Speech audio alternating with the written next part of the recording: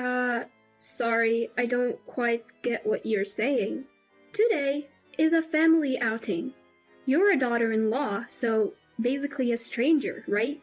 If you get it, why don't you just go home? My mother-in-law smirks at me. What? Really? Awesome! An unexpected person shouts in joy and strikes a victory pose. Seeing this, my mother-in-law is stunned, and I'm about to burst into laughter. This is too funny. My name is Alethea, and I am 26 years old. My husband, Josh, a college classmate, works in his family's grocery store, which has been around for 3 generations. Since getting married, I've moved in with his family and work alongside them. His grandfather, Theodore, citing his weakening legs, handed over the store to my father-in-law, Oscar, last year. It's not that I can't walk, but I'm still in good health, so I sometimes go to the store. Theodore still comes to the store occasionally, and when he does, sales nearly double. It's clear how much the community loves the store. Eventually, Josh is expected to take over the business. I used to work in an office, but now I mainly handle the store's administrative tasks. Since Theodore handed the store to Oscar, I've been spending more time on the shop floor. I had no experience in customer service, but it turns out I'm good at it. People even say I've become the store's poster girl. Alethea, you've really brightened up this place. Josh is lucky to have you. Those kind words come from Dave, who runs a candy store next door. We supply the fruits for Dave's store, and he's been a loyal customer for years. I was nervous about leaving my hometown to live in a new place, but I love Josh, and the locals have been really good to us. We haven't been blessed with children yet, but otherwise, I'm living a pretty happy married life. Except for one issue. Do you know what male superiority and female inferiority means? If not, look it up right now. My mother-in-law Eliza told me this on my first day here. I only vaguely understand what it means. There may have been other meanings, but I don't know. I looked it up on my phone, a social custom that respects men and belittles women. Also, there were words like such social customs. I couldn't comprehend it. Maybe that was the case long ago, but who says that nowadays? Women are making strides in all fields. My mom was a career woman before marrying my dad. She returned to work after raising me and is still very active. She even got promoted last month. My dad is quiet, but they exchange gifts every anniversary and are very much in love. They think I don't notice, but I see them holding hands secretly. My grandparents also live harmoniously, respecting each other. I grew up in such a family, so I can't relate to what Eliza is saying. Isn't that a bit outdated? Maybe I shouldn't have said it, but it seems to have struck a nerve with Eliza. We've been on bad terms from the start, even though I get along with the rest of the family. Before the wedding, it wasn't like this. During our initial meeting and the wedding, Eliza was extremely quiet. Even when my parents tried to engage her, she'd just say, "Yes, that's right," or "Is that so?" killing the conversation. The atmosphere was awkward until Oscar said, "I'm sorry, my wife is a bit shy around new people," trying to smooth things over. My parents were worried about whether Eliza and I would get along. Josh's mom seemed robotic. "Are you sure you'll be okay?" My mom asked. I thought calling her a robot was a bit much, but even I couldn't figure her out. Still, I loved Josh and had no second thoughts about our marriage. Eliza added another rule for me, the daughter-in-law she didn't like. Always listen to your in-laws, no matter what. This has nothing to do with male superiority and female inferiority. It was probably just Eliza's personal grudge. I've been married and living here for a few years now. And to be honest, I don't take Eliza's words too seriously. Once, when I tried to send some expensive wine to my parents for their anniversary, she said, "You don't need to send such expensive gifts. You're part of this family now, so focus on us." I ignored her absurd comment. My friends say I have a steel mentality for putting up with her. I'd like to get along with Eliza since we live together. but she seems to really dislike me. What a pity person. Both Josh and Oscar apologized to me for her behavior. They're struggling with her too. How many times do I have to tell you? Oscar gets yelled at almost daily. Each time I think to myself, what was that about male superiority and female inferiority? Josh, do you really think you'll make sales with that kind of customer service? Eliza usually keeps her distance from the business. She's perfect at housework, saying that's a woman's primary role. On the other hand, I only clean what's visible, so I often get scolded by her. Since Theodore handed the store to Oscar, Eliza started to interfere in the business. But as her enthusiasm increased, the store's sales have declined under Oscar's management, so Theodore occasionally helps out, which Eliza does not like. Theodore, Oscar, Josh, and I can handle the store. You should enjoy your retirement. What about me? Eliza tells this to Theodore, who awkwardly returns to his room each time she speaks. Eliza, who bosses me around, seems to have a, let's say, delicate relationship with Theodore and his wife. I thought Eliza would listen to her in-laws since she expects me to, but apparently not. Because my grandmother-in-law, Grace, is very kind. Even Theodore, when he sees I'm down, he will say, "Come here, Alethea, have some candy." They treat me like a real granddaughter. We've become like tea buddies recently. We don't talk about male superiority and female inferiority, but they sympathize with my struggles with Eliza. They told me to call them Grandpa and Grandma, and I do. Eliza got mad about it, but backed down when she found out they had asked me to. Do you both like pound cake? It's always served when we have tea. Every time I have tea with Theodore and his wife, pound cake is on the menu. When I asked, they said, "We have a friend who always brings us pound cake. We call her the Pound Lady." Pound Lady? I couldn't help but laugh out loud. But it seems like they're really struggling. Hey, Alethea, can I ask you for a favor? I was surprised by Grace's request. A few days later, I was at the bakery next door. Excuse me, can I get some cream puffs, eclairs, and, also some pudding, please? Christina, Dave's daughter, looked delighted as I excitedly placed my order. Originally, the shop focused on homey sweets made by Dave.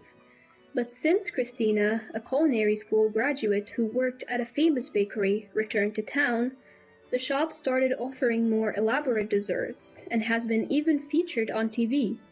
Of course, Dave's sweets are delicious too. Christina is beautiful and very kind, but strangely still single. She also calls me Alethea dear. Thanks for coming by so often, Alethea dear. We haven't seen Eliza much lately, though she used to come every other day. I broke into a cold sweat at Christina's puzzled words.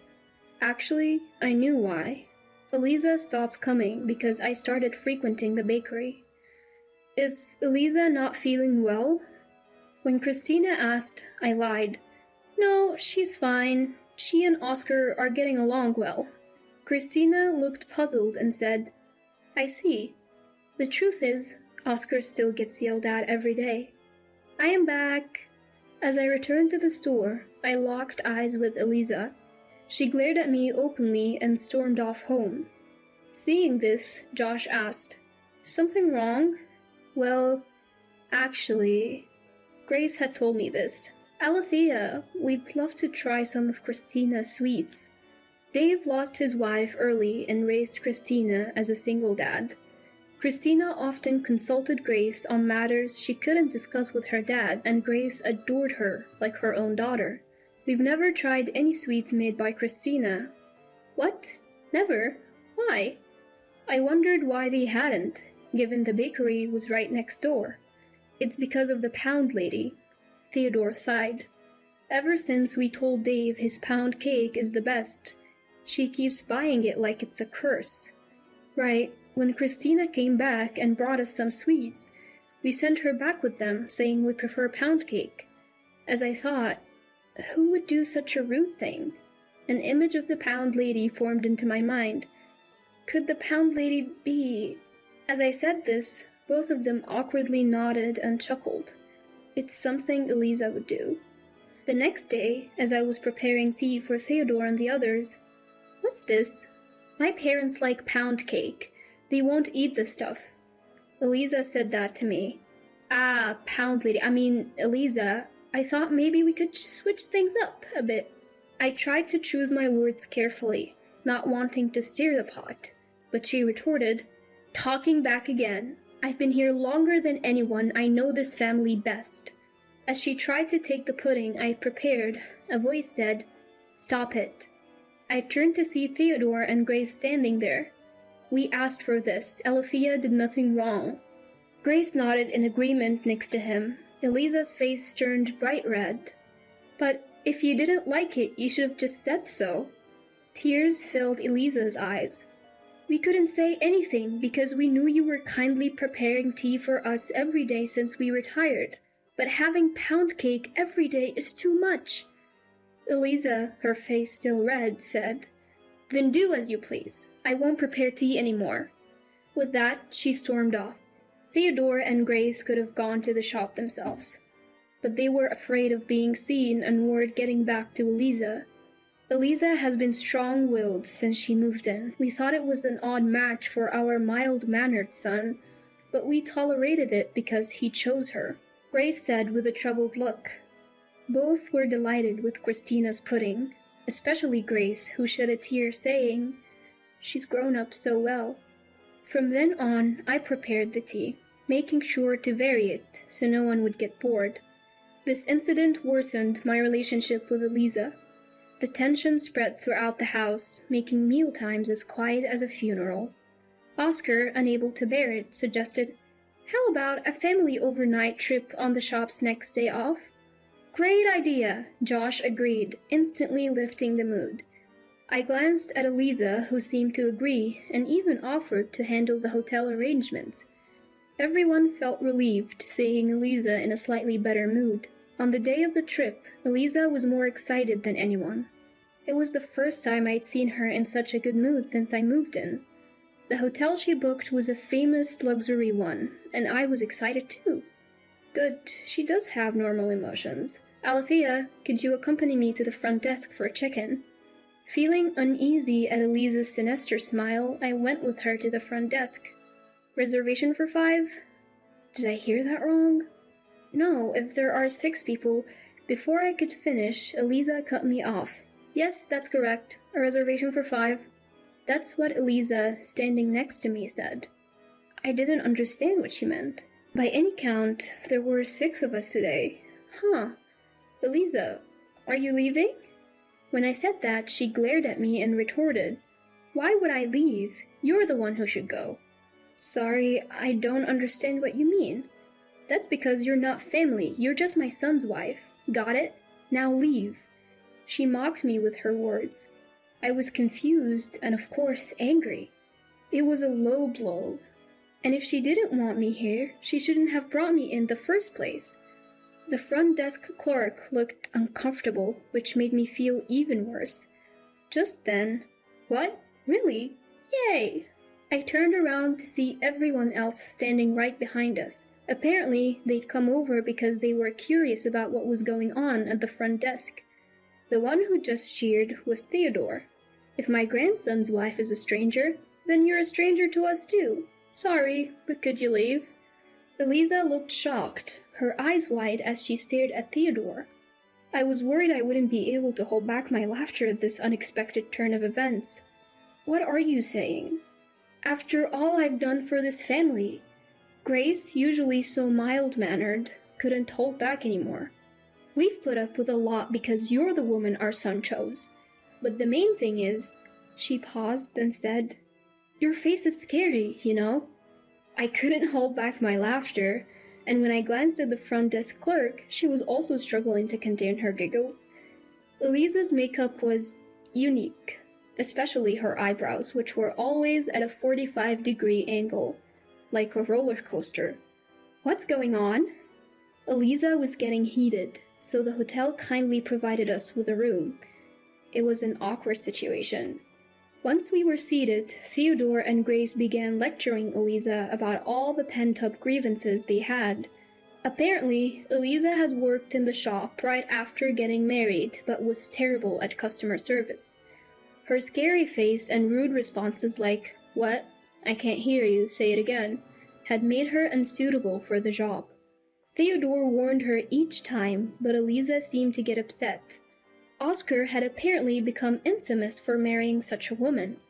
Still, Grace had always defended her, saying, "She's usually a good girl, just a bit shy." There was no way she could say something like, "I'm afraid of your face, so please don't go to the store," so she decided to ask her to do some housework.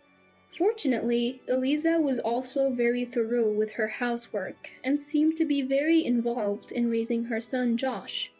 Josh, her son, whispered, "Yeah, my friends always said my mom looks scary," making me elbow him to stop making me laugh. Lately, sales had dropped significantly since Eliza started working in the shop again. People were yelling at Josh and Oscar in front of the store, and some people looked at me suspiciously and left without buying anything. "We're in the customer service business. Your attitude might be driving customers away. Can't you do something about it?" But Eliza simply retorted, "No, I can't." "Eliza, aren't you too strong-willed?" As I stood there in disbelief, Eliza glared at me and yelled, "Why is she okay and I am not? I don't get it." Feeling that Eliza would not calm down if I stayed, I said, "I'll go ahead and leave," and stood up. "I'm leaving too." "Me as well." "Of course, me too."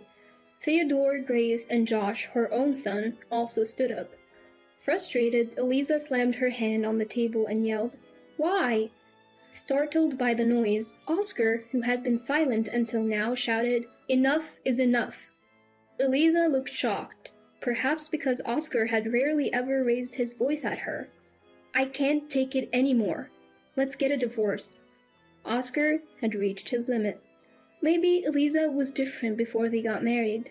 Maybe if they'd communicated better, things would have been different. But I think her bad attitude is probably innate. I don't think there is any understanding her. In the end, Oscar and Eliza decided to get a divorce, and she moved back to her parents' home. The trip was, of course, cancelled.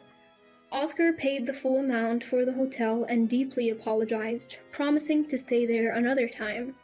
On the day Eliza left, she kept saying, "If you hadn't come, everything would have been fine."